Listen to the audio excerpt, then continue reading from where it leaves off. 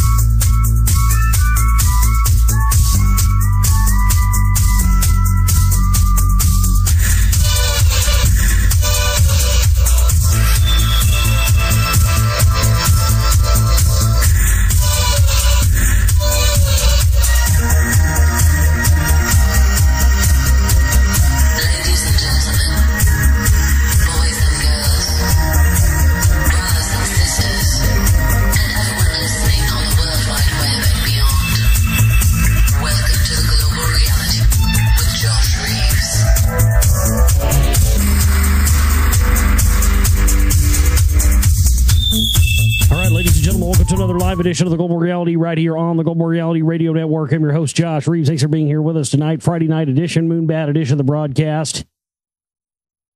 Yes, indeed. Welcome to the weekend. Everybody's working for the weekend, right? Yeah. Friday, February 17th into Saturday, February 18th, 2012. Thanks so much for being with us tonight. And thanks so much for being with us if you're listening on an archive later or a rebroadcast after the show or a YouTube video later on, whatever it is. Welcome. Thanks for being with us. My website, theglobalreality.com. It's theglobalreality.com. And that's where you find the links to listen to the stream live. Archive shows, all my documentary films are up there. Some of the smaller web-only videos I've done are up there too. A bunch of clips from the show. You can buy The Secret Right Volume 2, my newest film, exploring deeper the elements of the phony patriot movement, the phony right-wing and the conspiracy truth movement, the origins of that, the different connections into the secret groups like the Council for National Policy, the John Bird Society, Kennedy assassination, Johnny Gosch, Jeff Gannon, MK Ultra, mind control, Alex Jones, the Jesuits, all kinds of stuff in there. So definitely go and buy a copy of the film if you haven't got a copy yet. Blu-ray and DVD both. If you haven't got a copy on Blu-ray, that's the bomb. That's how you want to see it right there. Anyway, theglobalreality.com. That's where you buy all that stuff at. And the chip and banner and the donate button is there to support our work and what we do. Got some fantastic news today from a friend of mine. I had told him to come over and get a copy of The Secret Right, Volume 2. He hadn't seen it yet, so I asked him to come over and get a copy. So he came over and he gave me some information. A couple weeks ago, another friend of mine, had sent me a message saying that he might have a hookup essentially for something pertaining to the rock wall. And so he didn't really say what it was, and kind of got the gist that it may have been, a possible dig site. Well, yeah, and that it does appear, ladies and gentlemen, it does appear that's what this is. This is crazy. I don't have all the details yet, but from what I understand, it was a family and it was an old man, and they have this big bunch of land in Rockwall somewhere. And supposedly they have they claim to have a huge big, and I don't know why anybody would make this up. They have a huge big chunk, big section of the wall on their property, and the family has found artifacts and various other things out there on their property for years and years. And apparently the old man just recently died. So the family's kind of in the process of, handling all that stuff. But apparently this guy had two things. They had to sign some papers. I don't know with who or for what they pertain to. I don't have all that info yet. But apparently he had to sign some papers at some point pertaining to the wall and it being on his property itself. I don't know any other things other than that. But I find that highly interesting that he had to sign some paper and also supposedly He's supposedly included some stuff in his will that pertains to the rock wall itself. Again, I don't know what. I don't have all the details on that yet. But apparently, this friend of mine said that the person he knows who's in the family said that, absolutely, we could come out there and do some digging and do some work and see what we come up with. That. I don't know if you know how huge that is. That's just fantastic. I told you, didn't I? I told you, didn't I? That that eventually, it just happens that way for me. It's always happened that way for me since I started doing this. Eventually stuff just happens and comes around. But this is absolutely confirmed. Absolutely, the real deal. I don't have any other details, and it's kind of my friend doesn't want to press too much on it too quickly. They just had a death in the family. It's kind of a bad time to, hey, by the way, I know your old man just died, but can we come dig around on your property? Even though they said it's cool, you don't want to press something like that. But yeah, I mean, all I need, like I said, the same thing as it always is. All I need now is the budget. But the incredible thing about it is I wasn't planning on there being, and there still may not be, but I may be able to pull something together. The real awesome thing about this is for this film, I wasn't really planning for there to be any digging or excavating, but it seems as though there is going to be able to be that in the film. So that's really why I need the budget for this, at least $1,500 to get going.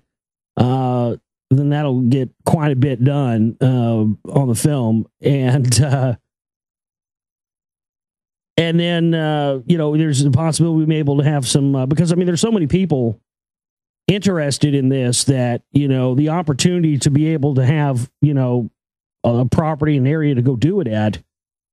I know so many people that are would be willing to come and donate their time to come and work on this. People who have experience in the field, and the main thing I want to do is get a section of the wall excavated enough to where we can have somebody come out and do a paleomagnetic survey.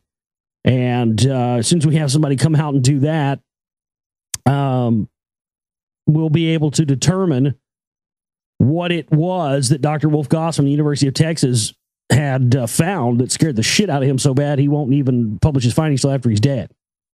So, yeah, man, that's just fantastic news. And man, oh man, oh man, oh man, oh man. It is. It's really fantastic. This is unbelievable, folks. I didn't think this was going to happen. Supposedly they have a huge section. Huge, big, enough to where they had to sign paperwork to somebody. I don't know who yet. But that would make for interesting information for the film. I'm going to try and talk to this family, try to see if I can get some interviews. See if they'll tell me anything. If they don't want to, that's fine. But the fact that they said, they openly said, yeah, come on, you guys come out here and dig around, whatever you want to do, man. Oh, and I'm going to go out there. I'm going to go out to Rockwall this weekend at some point and do some recon, because I found, like I said, I found a couple of outcroppings. So I'm going to go out there this weekend and take the camera and go out there and go with one of my buddies, go out there and cruise around, do some recon, do some shooting, get some video footage shooting around, and see if I can get some footage of whatever. We're going to go try to find some I found a couple of outcroppings that seem to be not the wall itself, but within the perimeter of the wall itself. And we're going to go try to locate some of those this weekend and get some pictures and some video and stuff. So maybe when we come back on the air Monday night or something, I'll have some pictures for you guys. If I do, I'll drop them in the chat room and stuff. But man, it's just really exciting now for me because it's just such a the biggest thing, and I knew this might happen. I'm glad to see it is happening. The biggest thing is that it's just been everybody that hears about this gets excited and interested in it. Every single person I've seen that I've talked to, but the problem is that you got a ton of people excited in it, but nobody's excited enough to open up their wallets quite yet. But that's what we need for this. But man, oh man, oh man.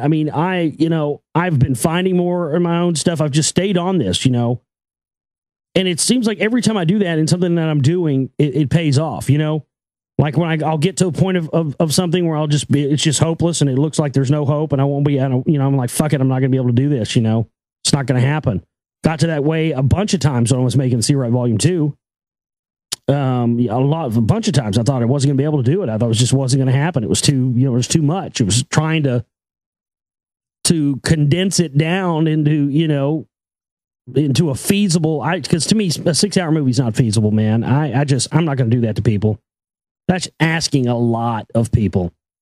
That's asking a lot of people who even enjoy your work. You know what I mean? It really is a 6-hour movie or something. And it very easily could have been a 6-hour movie,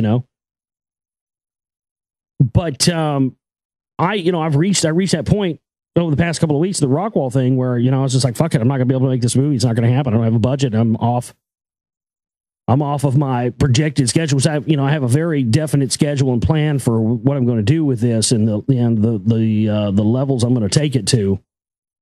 And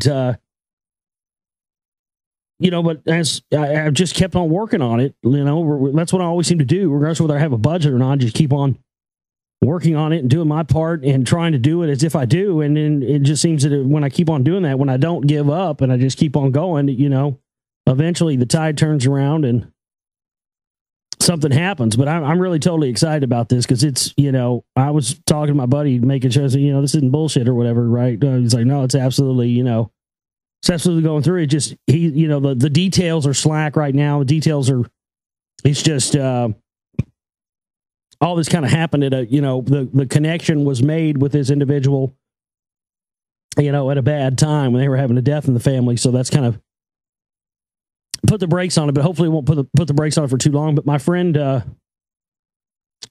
came over, he was the guy that a couple of years ago was making a documentary that there was a trailer out for. Some of you might have seen it. And he interviewed me and interviewed Jim Mars and a couple other people. He ended up not doing that, not putting that out, but he's working on another documentary now that he's going to interview me for. I think Veritas Project or something like that is their website. You can maybe Google that and check them out. But yeah, it's fantastic. And so he's starting to kind of do films and do website stuff, with one of his buddies. So that's it's very cool to start to see people that I know starting to do their own things with this. And having the opportunities to get to collaborate with some other people, and hopefully bring this information of the Rock Wall out in a large way. I'm planning some big things and have made a few connections to make some big things happen. None of which I will talk about or mention on air yet. I'm just not going to do that. But did you hear that? Sounds like that old racing game on Atari. Knight Rider or something.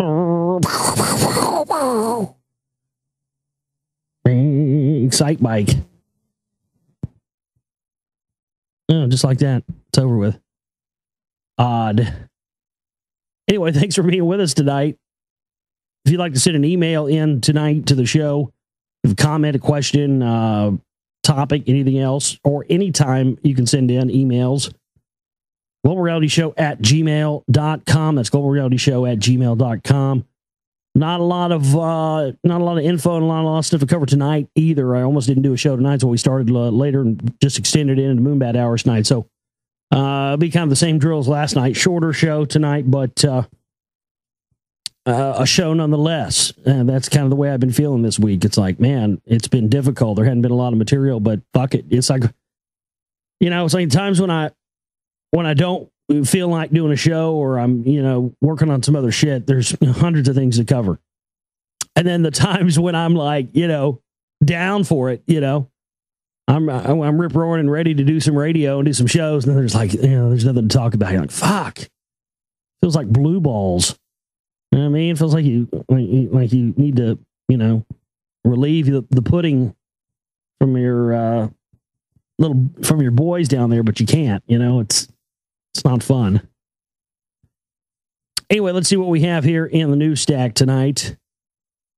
Got some pretty interesting stories for you tonight. I think you'll be, might pique your interest a little.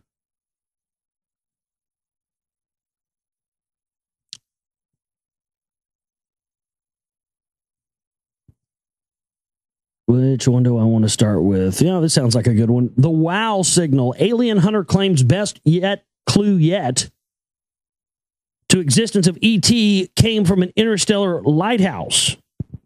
An astronomer who has spent 3 decades hunting for the source of a transmission which is believed to be proof of alien life says it may have come from an interstellar lighthouse. Since 1982, Robert Gray has been on a quest to solve the puzzle of the WOW signal, an enigmatic blip in the readout of a radio telescope, the like of which has never been seen again.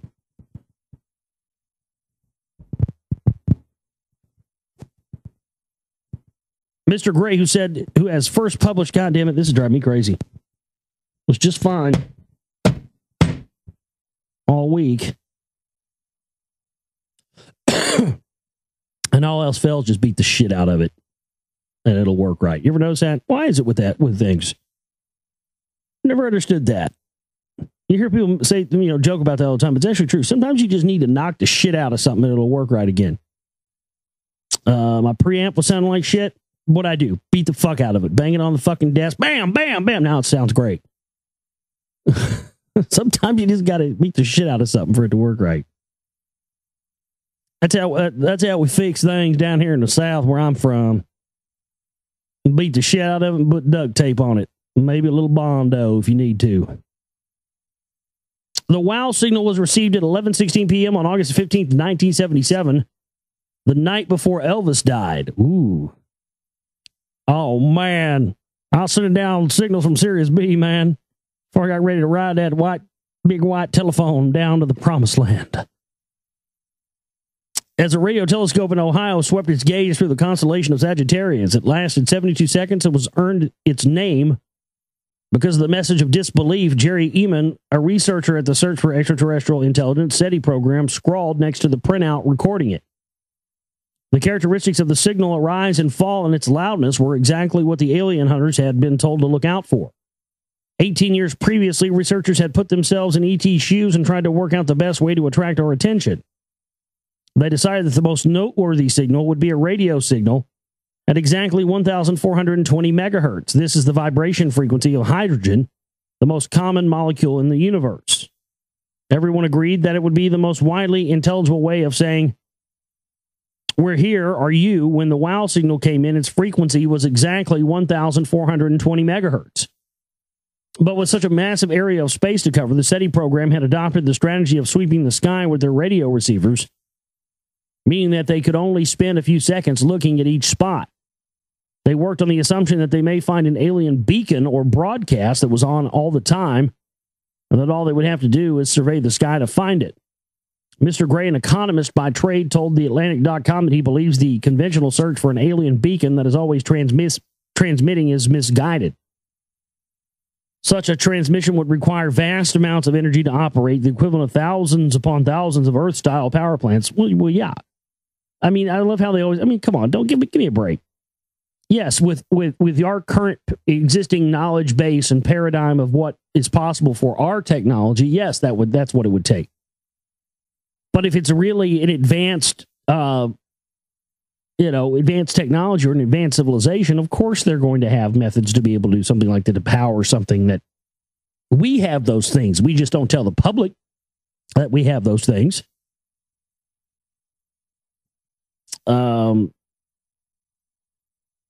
So yeah, I guess this is another one of the little clues, another one of the little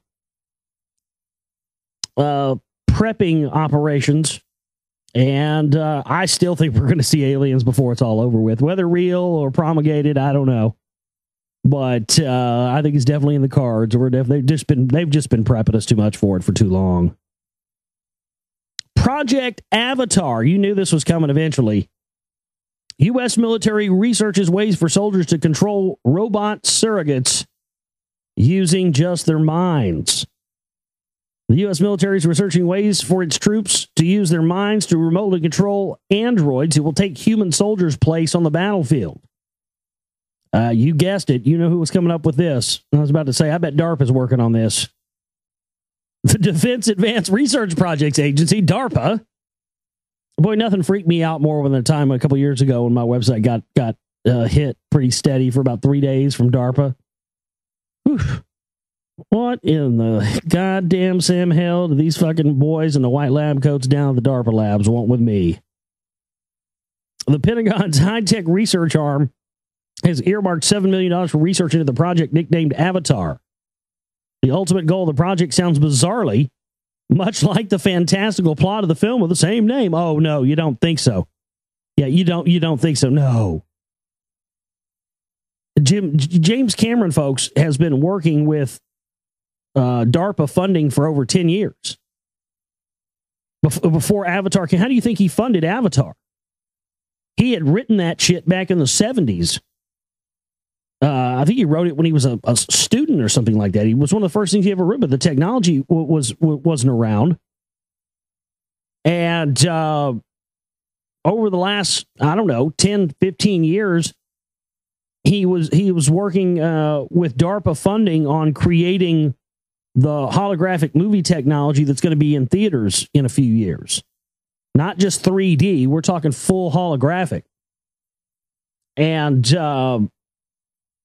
so absolutely, I mean, you know, they're not just saying, oh, we're copying, you know, something James Cameron did. I mean, he's been working, we've known for 10 years or over 10 years, he's been working with DARPA.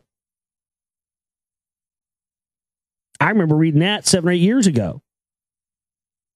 So it's no coincidence and no surprise that, you know, DARPA would be working on creating stuff that was in Avatar. According to DARPA's 2013 budget, the Avatar program will develop interfaces and algorithms to enable a soldier to effectively partner with a semi-autonomous bipedal machine and allow it to act as the soldier's surrogate.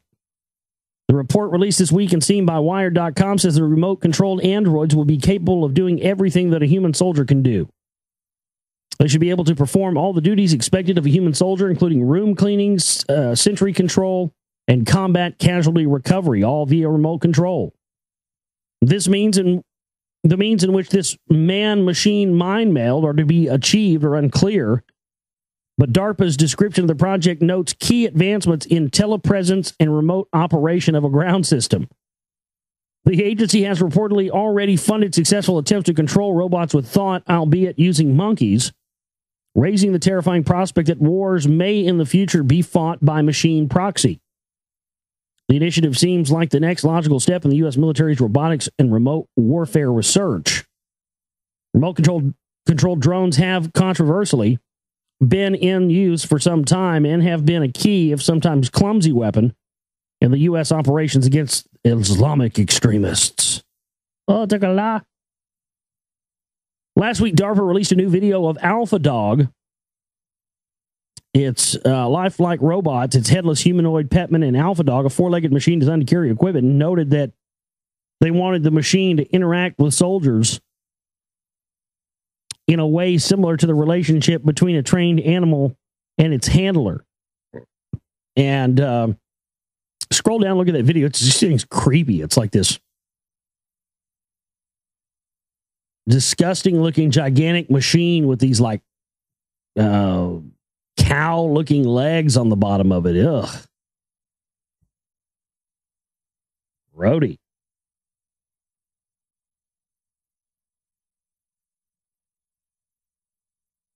Let's see what else we have. Genius computer with an IQ of 150 is more intelligent than 96% of humans. The singularity is upon us. A computer has become the first to be classed as a genius after scoring 150 in an IQ test. The average score for people is 100. A score of 150 ranks the artificial intelligence program among the top 4% of humans. The program uses a mixture of mathematical logic and human-like thinking, enabling it to outperform previous software on IQ tests. Even advanced math programs usually score below 100. The software was designed by a team led by researcher Klaas Stanengard at the University of Gothenburg. His aim was to make a program that thinks like a person. We're trying to make programs that can discover the same types of patterns that humans can see, he says. IQ tests are based on two types of problems: seeing visual patterns and guessing number sequences. Well, they use these stupid IQ tests in humans, and they don't mean shit. But It's kind of scary when they start using them on computers as well. A Swedish group, a research group, believes that the number sequence problems are only partly mathematics. Psychology is important too. Standing guard says 1, 2. What comes next? Most people would say 3. But it could also be a repeating sequence like 1, 2, 1, or a doubling sequence like 1, 2, 4. Neither of these alternatives is more mathematically correct than the others. When it comes down to it, it is that most people have learned the 1, 2, 3 pattern. So, we're here. I mean, the singularity is upon us. And that's what they've been talking about. You know, when the processing power reaches on par with the human brain, that's when they'll be able to, merge with machines. And I mean, these guys, all these guys have been saying, oh, it's, 30 or 40 years off. But when I go and read the writings from the transhumanists, not Ray Kurzweil, he says it's 30, 40 years off, but he's a fucking liar, and I don't trust his goddamn Jew ass as far as I can throw him anyway.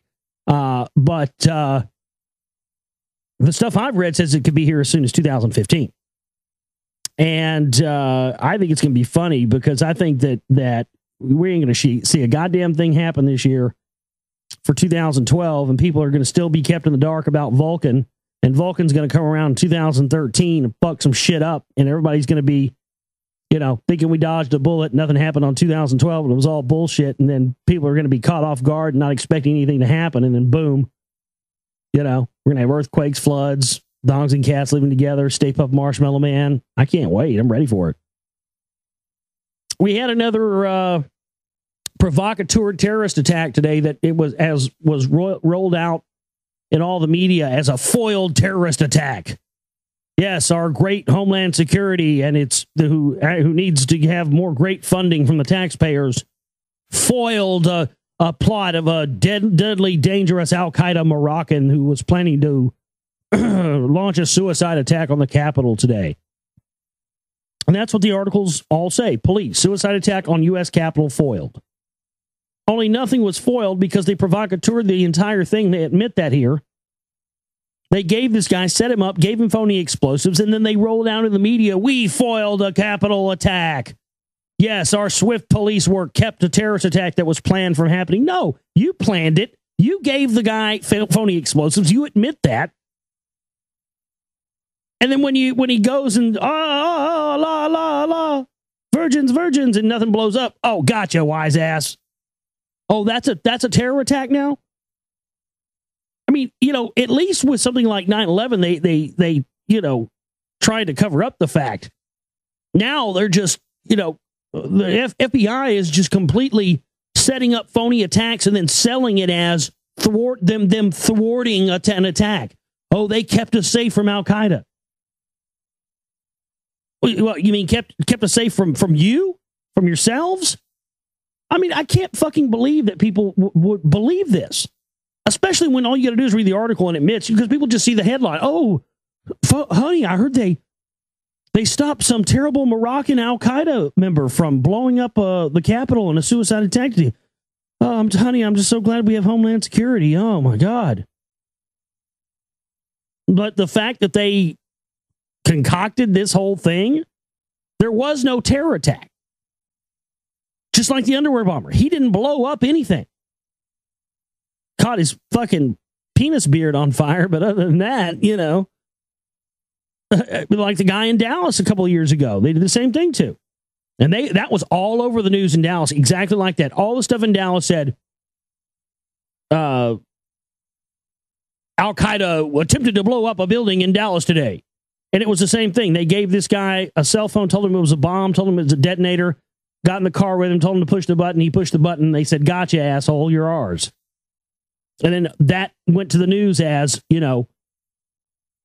terrorist attack was stopped in Dallas today, making it sound like, they caught these guys in ski masks with their, put your hands up, asshole, with bombs in their hands, smoking gun, essentially. And that never happens. It's never a smoking gun because they set these things up in the first place. I mean, have we really gotten that stupid that we'll believe that's a thwarted terror attack when somebody set up? The U.S. Capitol Police and FBI on Friday arrested a Moroccan man who was planning a suicide attack on the Capitol. Police and a federal law enforcement official said the man received what he thought was a vest with explosives but the materials in the vest had been rendered inoperable by law enforcement. Justice Department spokesman Dean Boyd says, so how is that thwarting a terror attack? It was a fake bomb that you made, and you gave it to a guy who you made believe was, oh, let's, Allah, let's blow some shit up. And so he said, okay, Allah, let's blow some shit up, and then nothing blows up, and then you say, okay, well, you're arrested. No virgins for you. I think that's what this is. It's just a way to keep, they're just trying to keep them goddamn A-rabbers. It's hard for me not to say that because that's all I ever hear, in Texas. Muslims. Keep them dirty Muslims. Goddamn.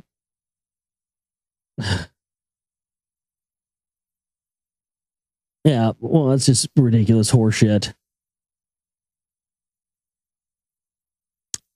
I remember telling people 5, 6, 7 years ago that Target being, owned by the CIA and having connections with DynCorp and all these big military industrial complex stuff. It's now it's coming out, and I've seen people already on Facebook and stuff saying, "Oh my God, I can't believe this."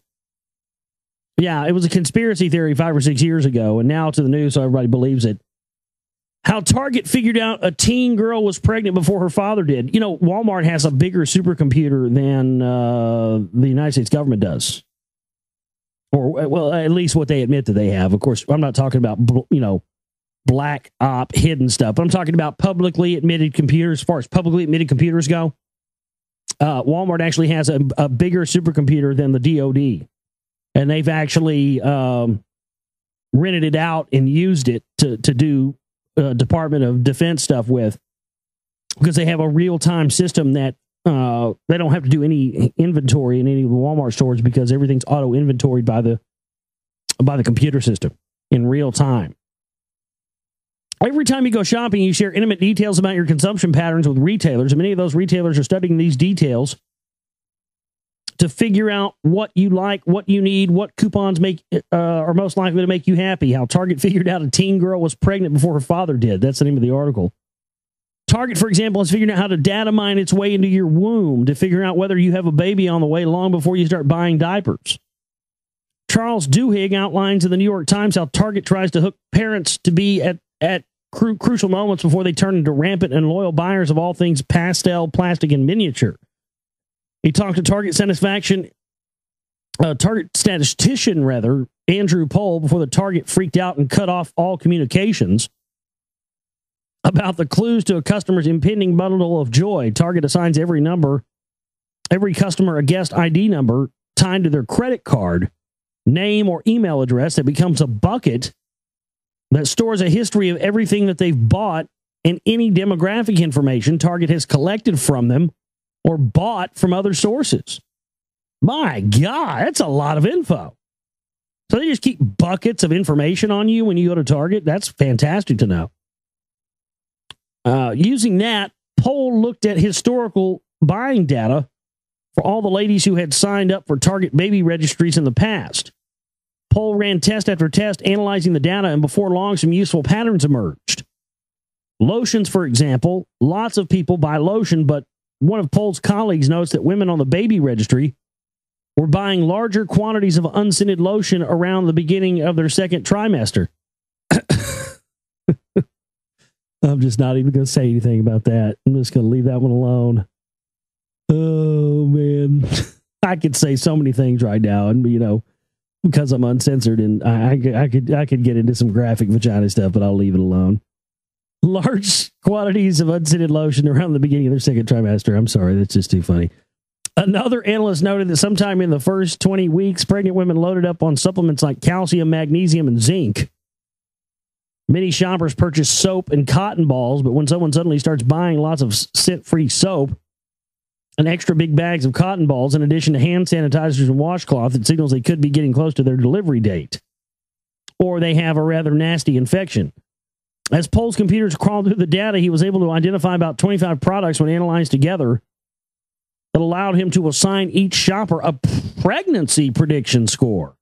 Most importantly, he can also estimate her due date So within a small window, so Target could send coupons timed to very specific stages of her pregnancy. One Target employee I spoke to provided a hypothetical example. Take a fictional Target shopper named Jenny Ward, who is 23. She lives in Atlanta and in March bought cocoa butter lotion, a purse large enough to double as a diaper bag, zinc and magnesium supplements, and a bright blue rug. There's, say, about an 87% chance that she's pregnant and then her delivery date is sometime in late August. And perhaps it's a boy based on the color of that rug. So Target started sending coupons for baby items to customers according to their pregnancy scores. Duhigg shares an anecdote so good that it sounds made up that conveys how eerily accurate the targeting is. That's why they're called Target. Or we call them Target down here. We get some of that redneck French going on. Let's go over to Target. See what they got over there. An angry man went into a Target outside of Minneapolis, demanding to talk to a manager. My daughter got this in the mail, he said. She's still in high school, and you're sending her coupons for baby clothes and cribs? Are you trying to encourage her to get pregnant? Oh, this daddy was pissed. The manager didn't have any idea what the man was talking about. He looked at the mailer. Sure enough, it was addressed to the man's daughter and contained advertisements for maternity clothing, nursery furniture, and pictures of smiling infants. The manager apologized and then called a few days later to apologize again. Nice customer service there, Target. On the phone, though, the father was somewhat abashed. I had a talk with my daughter. He said, it turns out there's been some activities in my house I haven't been completely aware of. She's due in August. I owe you an apology. Oh, man. Damn, that's a hell of a story right there. You know? Holy shit. So, oh, man. See, I'm telling you, folks, they want to, it's not enough for these guys just to data mine everything. They want to data mine this shit so they can, ruin your life with it too. That's how sick and sadistic these sickos are.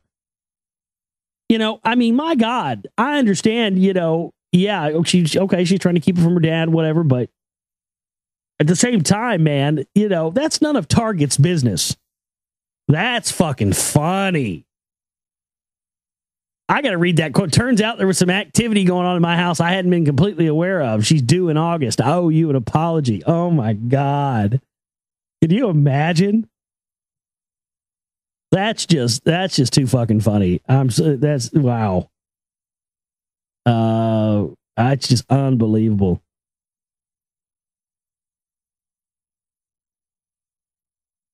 God. Wow.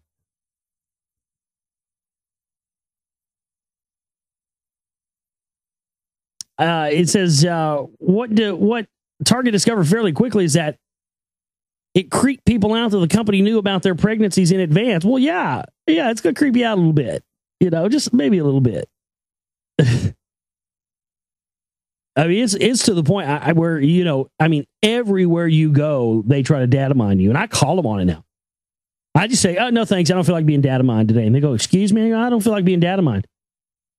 Oh, okay. Yeah. They all of a sudden you're the asshole. You know what I mean? I love that. You go into these places and you don't want to give up your personal information, and then they immediately turn it around on you and try to make a scene out of it and try to make you out to be like a problem customer. I can't tell you how many times I've done that. I've been in situations where I haven't been being rude or loud or just been polite with people. And they asked me for some data mine information. I said, no, thanks. I don't want to give up that information. It's not mandatory that you have that for me. Because some places now, when you go to buy something with cash, they want your zip code or your phone number. And I say, why do you need my phone number? Why do you need my zip code? Well, we have to have, no, you want that for data mining. See, when you pay with a debit card or a credit card, they don't do that. But when you pay cash, they have to have something to be able to data mine with. And I've said, no, thanks. I don't want to do that. Oh, okay. You don't want to do that. Oh, okay. Oh, you don't want to do that. Oh, okay. I'm like, excuse me? Why are you being loud? And why did you increase the volume? Why are you trying to make a scene out of this? I wasn't being rude. That happened to me a couple times at Best Buy. They get real uppity at Best Buy when you don't want to give them all your personal info.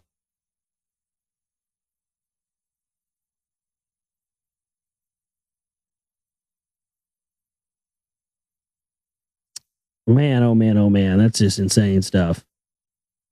I'll drop a link to that in the chat room for you. Let's see what else we have here.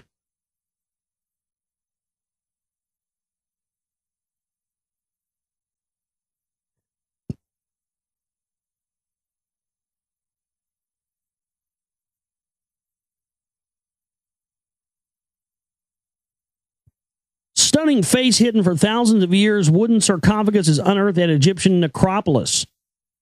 The city of the dead. Encased in soil, this extraordinarily delicate face emerged into the sun for the first time in thousands of years. The wooden sarcophagus was unearthed by archaeologists at the necropolis of Qibbet al-Hawa in Aswan, Egypt.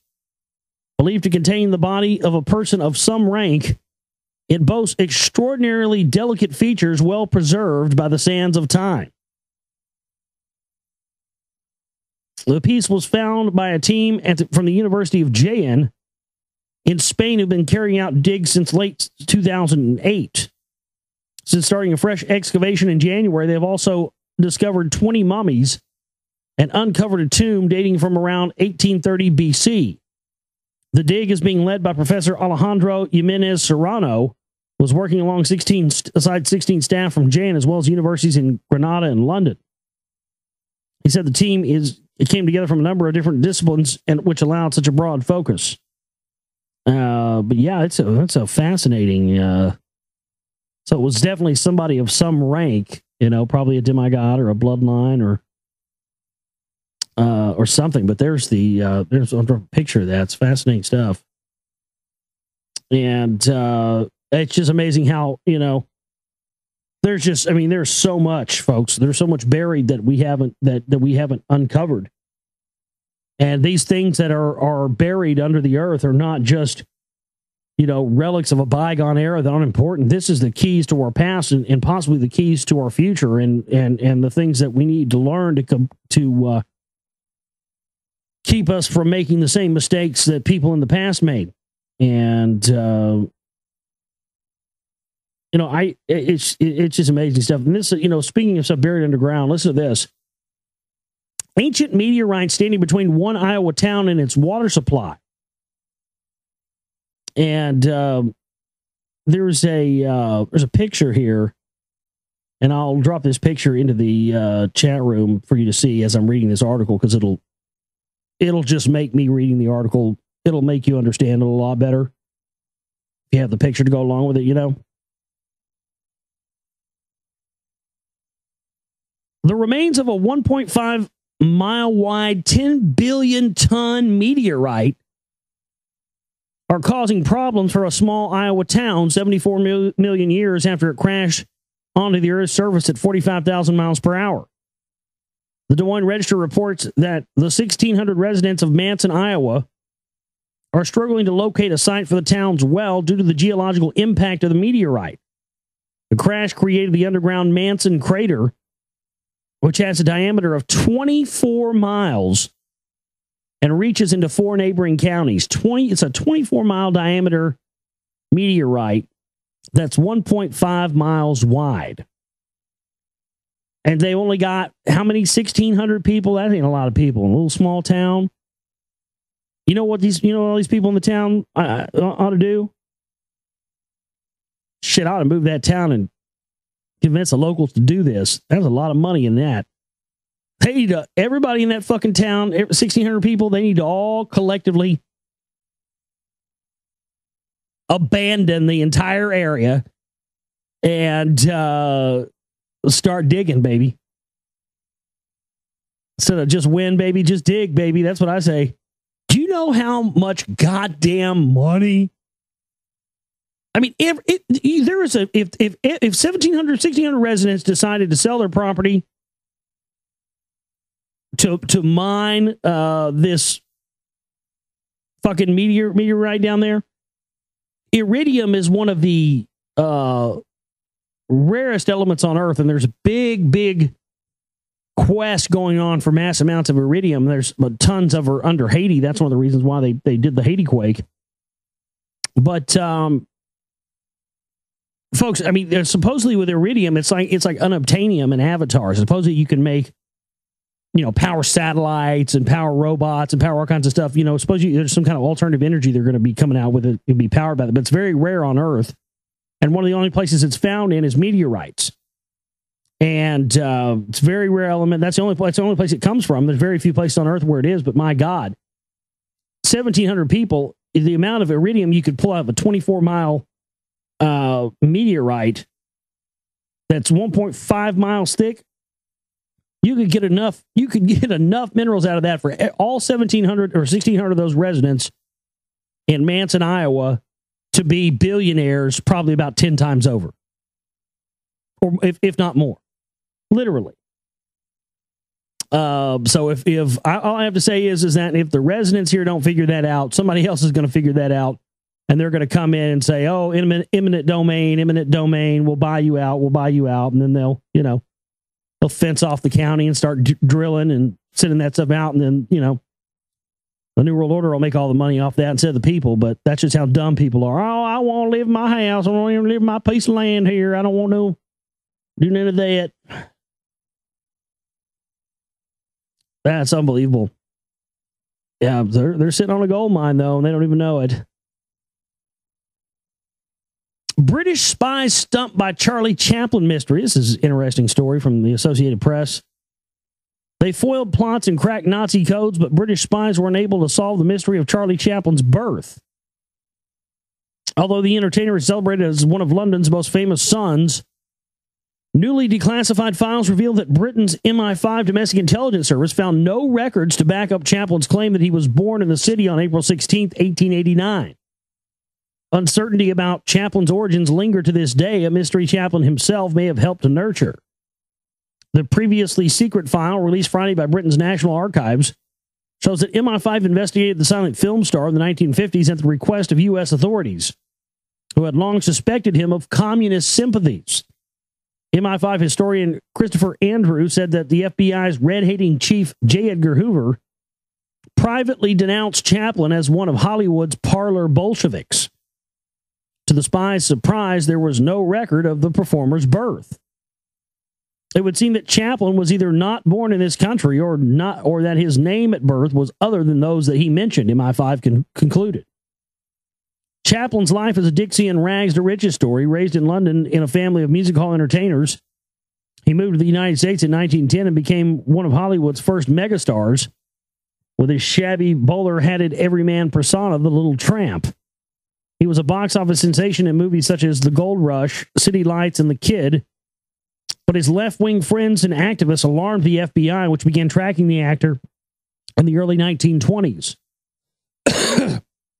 In 1952, as fears of Soviet infiltration raged in the U.S., American authorities asked MI5 to investigate Chaplin's political allegiances and personal background, including a long-standing rumor that Charlie Chaplin was an alias and that the performer's true name was Israel Thornstein. Oh, shit.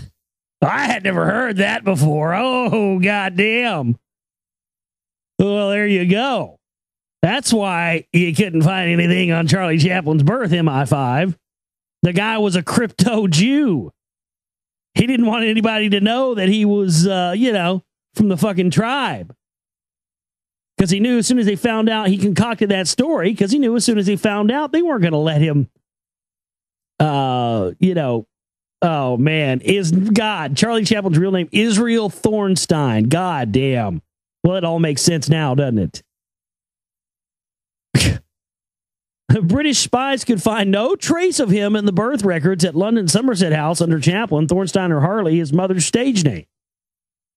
The spies also checked French records amid rumors that he might have been born in the town of Fontainebleau, but that too drew a blank. Well, did you try checking the kosher records in Israel? Elsewhere in the file, agents speculate that Chaplin might have Russian roots. There was an allegation that he had once spoken of going back to Russia. Oh, so he's a Russian Jew. This might refer to paying another visit or to denote his origin as Russia. MI5 officer WMT Megan speculating that Chaplin might have come from a Jewish family fleeing pogroms at the end of the 19th century. So that's, yeah, wow. I think we can close the books on that one, though. That's, I mean, really, I mean, what more? Israel Thornstein. I mean, what more needs to be said about that? My goodness. Yeah. So Chaplin was definitely keeping kosher. Yep. Trying to see if we got any news left here tonight. I think we're about done with it. Yeah, that's about it. All right, well, we're going to take a break, come back, and after we get back from the break, we'll get into reading from the End of Days from Zachariah Sitchin. Can't wait to get back into that with you guys tonight. Hope you guys are having a good Friday night out there. Thanks for chilling out with me tonight and being here for the show. Good to have you guys here. TheGlobalReality.com is my website. And you can go over there and make a donation right now to our work if you would like. That would help us out significantly. We've got bills to pay and operating costs to make and films to make and everything else. You can get a DVD. You can make a donation. You can become a member. You can send in something to the P.O. Box. Anything you want to do, please help us out and support our work, folks. All right, back here with you on the Global Reality, right here on the Global Reality Radio Network. I'm your host, Josh Reeves. Thanks for being with us here tonight. Friday night into Saturday morning. How's everybody feeling out there tonight? Hope you're doing good. Hope you're doing well. And thanks for staying up late and being with us here tonight. We're going to be reading more out of Zachariah Sitchin's The End of Days for you here in this segment of the broadcast. So, again, thanks so much for being with us. TheGlobalReality.com is my website. That's TheGlobalReality.com. And that's where you find everything pertaining to my work and how to support our work and everything else is up there at the website. So there you go. Hit it up. TheGlobalReality.com. We're going to be picking up here where we left off last night. The biblical prophets served as keepers of the faith and were the moral and ethical compass of their own kings and people. They were also the observers and predictors on the world arena by possessing uncannily accurate knowledge of goings-on in distant lands, of court intrigues in foreign capitals, and of which gods were worshipped where, plus amazing knowledge of history, geography, trade routes, and military campaigns. They often combined such awareness of the present with knowledge of the past to foretell the future. Right, which is exactly what we should be doing, but we're not doing that, and so we're repeating these same things that people who've gone before us have done. To the Hebrew prophets, Yahweh was not only El Elyon, God supreme, and not only God of the gods El Elohim, but a universal God of all nations, of the whole earth, of the universe. Though his abode was in the heaven of heavens, he cared for his creation, earth, and its people. Everything that has happened was by his will, and his will was carried out by emissaries, be it angels, be it a king, be it a nation. Adopting the Sumerian distinction between predetermined destiny and free-willed fate, the prophets believed that the future could be foretold because it was all pre-planned, yet on the way thereto, things could change. Assyria, for example, was at times called God's rod of wrath, with which other nations were punished, but when it chose to act unnecessarily brutally or out of bounds, Assyria itself was in turn subjected to punishment. And that supposedly is exactly what happened to Atlantis, is that everything was fine and it was a utopia and these were great on Atlantis. And then they, the Brotherhood, as they called it, attempted to essentially from the terminology of the writings and stuff, set up a world government, essentially a global government where people were going to be suppressed under it, and that's when Atlantis was destroyed. So, yeah, there definitely is a history of that. The prophet seemed to be delivering a two-track message not only in regard to current events, but also in respect to the future. Isaiah, for example, prophesies that mankind should expect a day of wrath, when all the nations, Israel included, shall be judged and punished, as well as look forward to an idyllic time when the wolf shall dwell with the lamb. Men shall beat their swords into plowshares, and Zion shall be a light unto all the worlds. Ugh, makes me want to vomit. I don't know why. Just reading that kind of shit just gives me automatic gag reflex. Zion shall be a light unto all nations. Ugh. The contradictions has baffled generations of biblical scholars and theologians, but a close examination of the prophet's words leads us to an astounding finding. The day of judgment was spoken of as the day of the Lord. The messianic time was expected at the end of days, and the two were neither synonymous nor predicted as concurrent events. They were two separate events due to occur at different times. One, the day of the Lord, a day of God's judgment, was about to happen. The other, ushering a benevolent era, was yet to come sometime in the future. Did the words spoken in Jerusalem echo the debates in Nineveh and Babylon regarding which time cycle applies to the future of gods and men? Nibiru's orbital divine time or the zodiacal celestial time? Undoubtedly, as the 8th century BCE was ending, it was clear in all three capitals that the two time cycles were not identical. And in Jerusalem, speaking of the coming day of the Lord, the biblical prophets, in fact, spoke of the return of Nibiru. Ever since it rendered in the opening chapter of Genesis an abbreviated version of the Sumerian epic of creation, the Bible recognized the existence of Nibiru and its periodic return to Earth's vicinity and treated it as another, in this case, celestial manifestation of Yahweh as a universal God.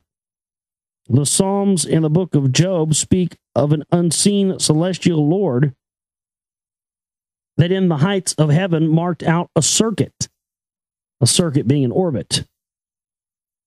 They recalled this as the celestial Lord's first appearance, when he collided with Tiamat, called in the Bible Tihom and nicknamed Rahab or Rabbah, the haughty one, smote her, created the heavens and the hammered bracelet, which is the asteroid belt, and suspended the earth in the void. They also recalled the time when that celestial Lord caused the deluge. The arrival of Nibiru and the celestial collision leading to Nibiru's great orbital circuit were celebrated in the majestic Psalm 19. The heavens bespeak the glory of the Lord. The hammered bracelet proclaims his handiwork. He comes forth as a groom from the canopy. Like an athlete, he rejoices to run the course. From the end of the heavens he emanates, and his circuit is to their end. It was the nearing of the celestial Lord at the time of the deluge that was held to be the forerunner of what will happen next time the celestial Lord will appear. From Psalm 77, verse 6, pages 719, I shall recall the Lord's deeds, remember thine wonders in antiquity. The waters saw thee, O Lord, and shuddered. Thine splitting sparks went forth, lightnings lit up the world, the sound of the thunder was rolling. The earth was agitated and it quaked. The prophets considered those earlier phenomena as the guide for what to expect. They expected the day of the Lord, to quote the prophet Joel, to be a day when the earth shall be agitated. Sun and moon shall be darkened. 3 days of darkness in 2012. And the stars shall withhold their shining, a day that is great and terrifying. The prophets brought the word of Yahweh to Israel and all nations over a period of about 3 centuries. The earliest of the 15 literary prophets was Amos. He began to be God's spokesman circa 760 BCE. His prophecies covered 3 periods or phases. He predicted the Assyrian assaults in the near future, a coming day of judgment, and an end time of peace and plenty.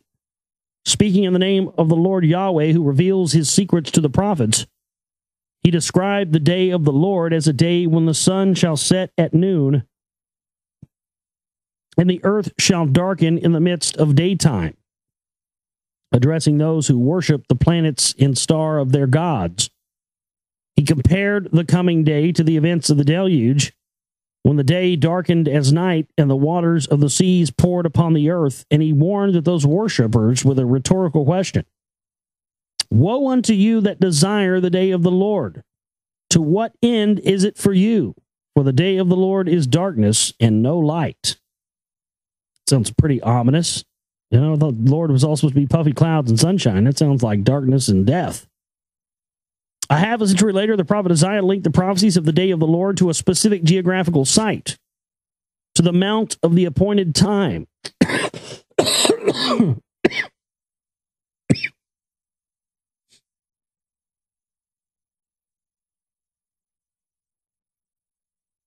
The place on the northern slopes, and had this to say to the king who had set himself up on it. Behold, the day of the Lord cometh with pitiless fury and wrath, to lay the earth desolate and destroy the sinners upon it. He too compared what is about to happen to the deluge, recalling the time when the Lord came as a destroying tempest of mighty waves, as described in Isaiah 10:13. The coming day as a celestial occurrence that will affect the earth. The stars of heaven and its constellations shall not give their light. The sun shall be darkened at its rising, and the moon shall not shine its light.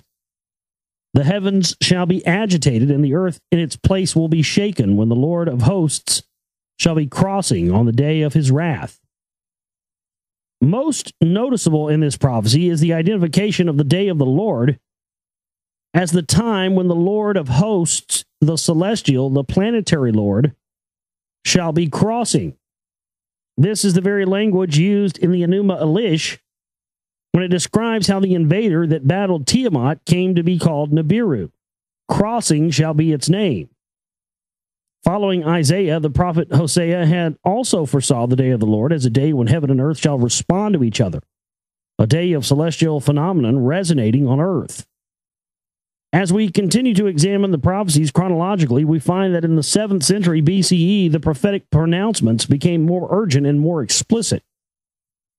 The day of the Lord shall be a day of judgment upon the nations, Israel included, but primarily upon Assyria, for what it has done upon the land of Babylon, and for what it will do. And the day of judgment is approaching, it is near. Just before 600 BCE, the prophet Habakkuk prayed to the God who in the nearing years is coming, and who shall show mercy in spite of his wrath. Habakkuk described the expected celestial Lord as a radiant planet, the very manner in which Nibiru was depicted in Sumer and Akkad. It shall appear, the prophet said, from the southern skies. The Lord from the south shall come, covered are the heavens with his halo. His splendor fills the earth, his rays shine forth from where his power is concealed. The word goes before him, sparks emanate from below.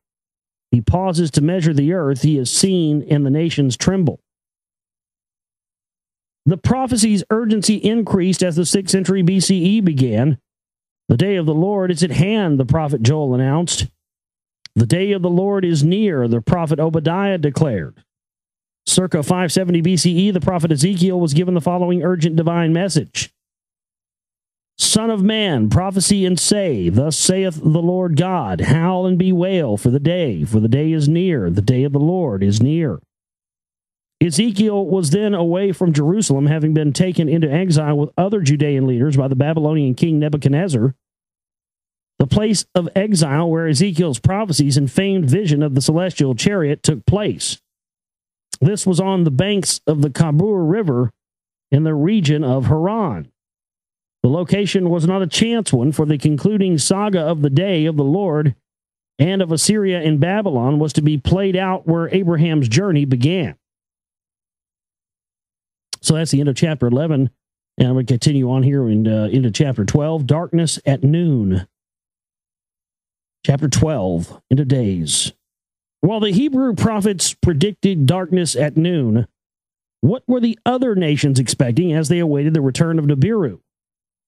To judge by their written records and engraved images, they were expecting the resolution of the gods' conflicts, benevolent times for mankind, and a great theophany.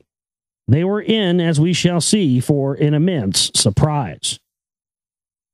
In anticipation of the great event, the cadres of priests observing the skies in Nineveh and Babylon were mobilized to note celestial phenomenon and interpret their omens.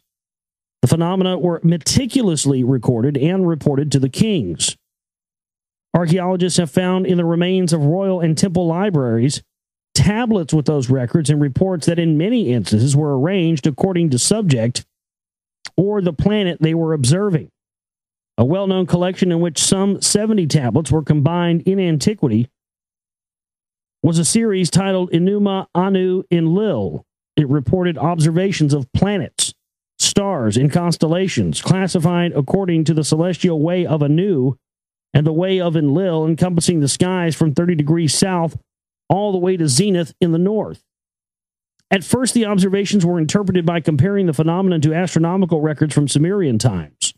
Though written in Akkadian, the observational reports extensively used Sumerian terminology and mathematics and sometimes included a scribal note that they were translated from earlier Sumerian tablets. Such tablets served as astronomers' manuals, telling them from past experience what a phenomenon's oracular meaning was. When the moon in its calculated time is not seen, there will be an invasion of a mighty city. When a comet reaches the path of the sun, field flow will be diminished.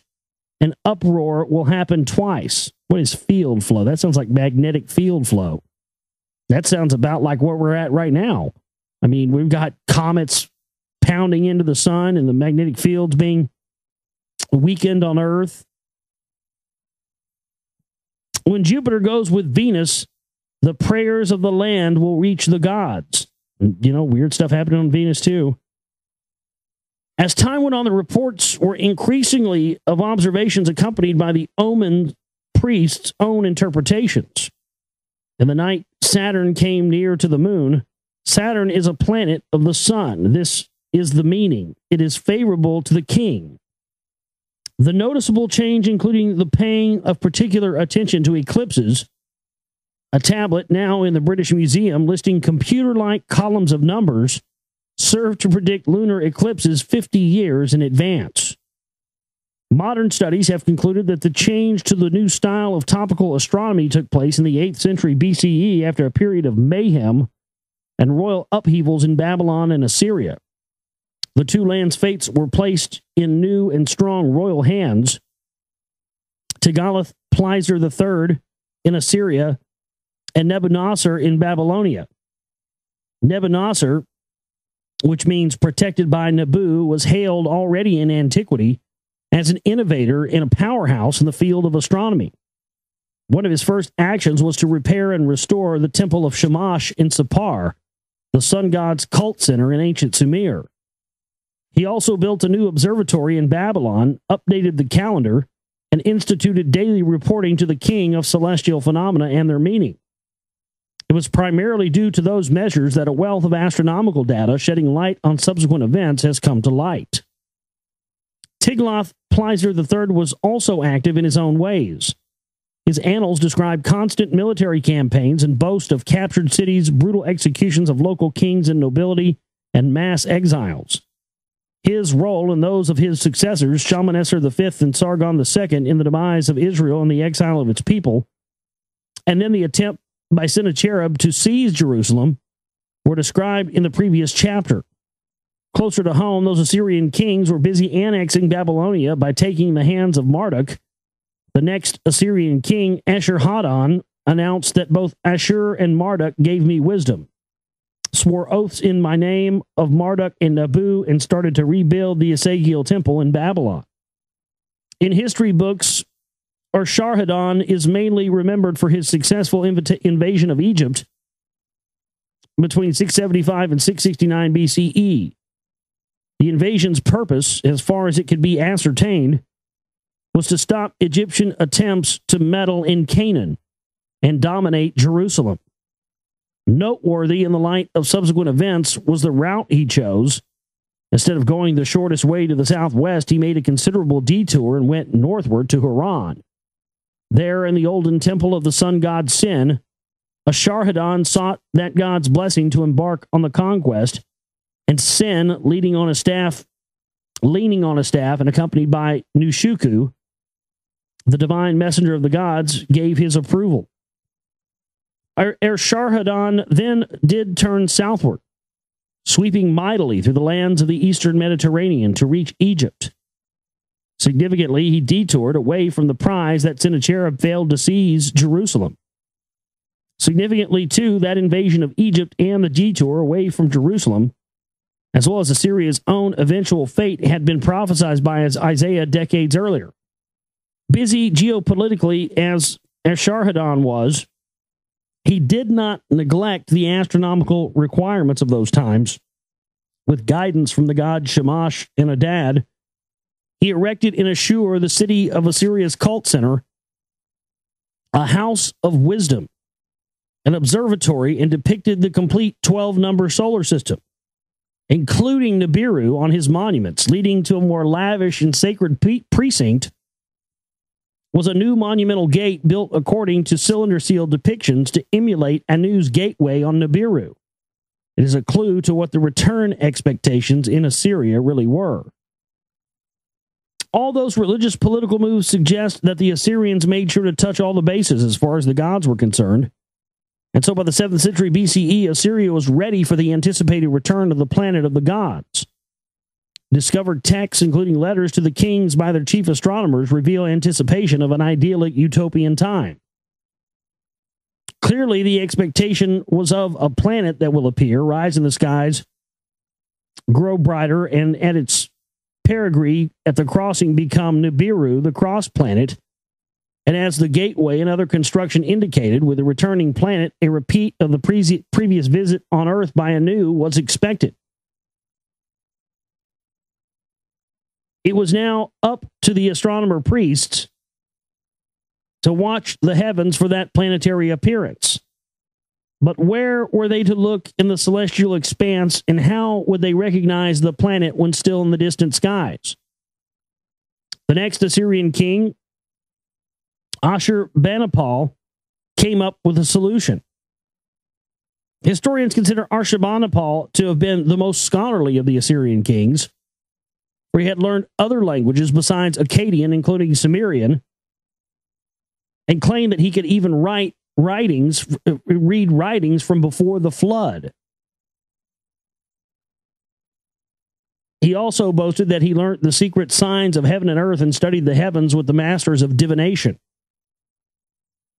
Some modern researchers also consider him to have been the first archaeologist, for he systematically collected tablets from sites that were already ancient in his time, like Nippur, Uruk, and Sippar, in what used to be Samir. He also sent specialized teams to sort out and loot such tablets from the capitals that the Assyrians overran.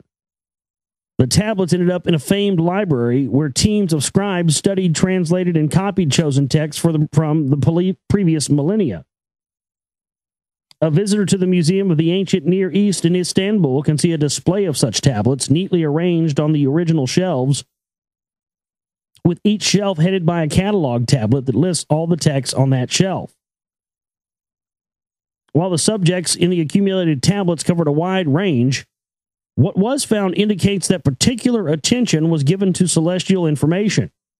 Among the purely astronomical texts, there were tablets that belonged to a series entitled The Day of Bel, the Day of the Lord. Well, Bel is Baal, and that's like the devil or Lucifer. I mean, that's not good.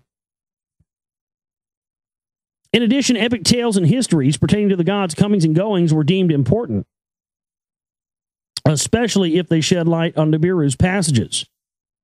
Enuma Elish, the epic of creation that told how an invading planet joined the solar system to become Nibiru, was copied, translated, and recopied, and so were writings dealing with the Great Flood, such as the Astrahasis epic and the Epic of Gilgamesh. While they all seem to legitimately be a part of accumulating knowledge in a royal library, it so happens that they all dealt with instances of Nibiru's appearances in the past, and thus in its next nearing. Among the purely astronomical texts translated and undoubtedly carefully studied were guidelines for observing Nibiru's arrival and for recognizing it on its appearance. A Babylonian text that retained the original Sumerian terminology stated, planet of the god Marduk.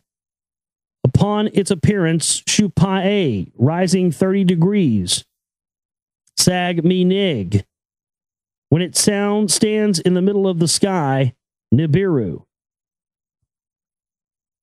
And so again, there's something from the text, and it says planet of the god Marduk. There's that reference to Marduk again.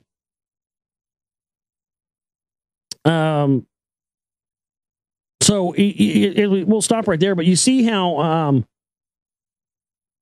he's making this connection that, the stuff about Jesus and the return of Jesus is actually all code for the returning of Nibiru and the returning of I think it's more has to do with the return of Marduk, and Marduk setting himself up as, the one true God, and all world religions have been misinterpreted, and, they all really were saying it's about Marduk worship, blah, blah, blah, blah. But, it is interesting stuff nonetheless.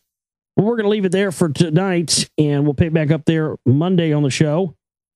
Don't forget, I also do a Sunday night music show. That'll be coming up around 11 p.m. Central Standard Time Sunday night, so I hope you'll join me over there for that. It's always a lot of fun. TheGlobalReality.com is my website. We have the Chipping banner up there. That's how you support our work. We have a donate button if you want to help us out. We're still looking to have a budget and looking for people to come on and be co-producers for the Rockwall film. And we need some cash ASAP to get that going. And now that we've got a possible dig site going, it's going to be looking good, especially with the new info I have. So just please support our work if you can, folks. My name's Josh Reeves. I love each and every one of you. We'll see you next time. You guys have a good weekend. Take care.